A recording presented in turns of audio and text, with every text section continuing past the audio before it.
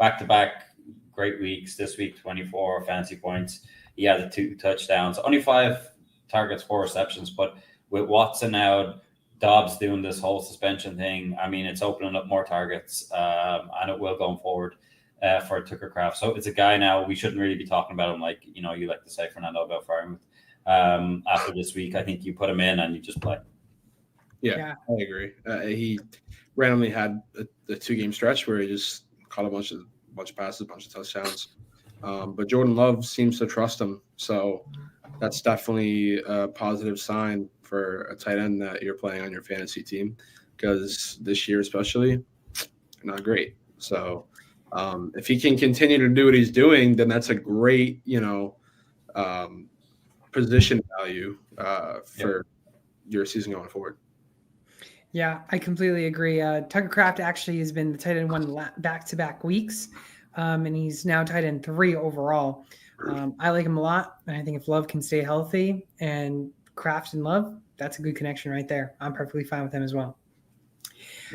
George Play got a question real quick. Hey guys, should I trade Mason for A-Chain? My other running backs are Barkley and Gibbs. I'm 4-1. I think this is a quick answer for me. I'm going to have to say no. Do not trade Mason for A-Chain.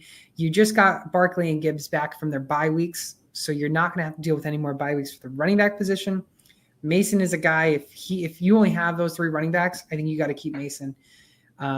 Especially Keith and I don't know if Gary is too. You don't trade for the same position, one-on-one. So, yeah, I typically stand by that too. Yeah, I mean, I can see why you want to do this. You're banking on Tua being back maybe next week or the week after.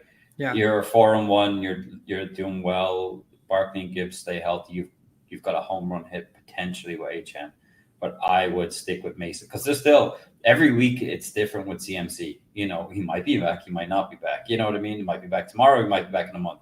I would keep with what you have. If you want, for some reason, you want to trade away Mason, go for a wide receiver, like we say, change position.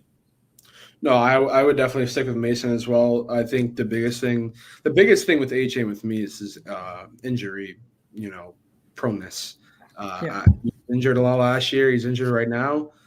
He's got a bye week to come back from it, but he's still injured. So that's definitely something that I always keep an eye on.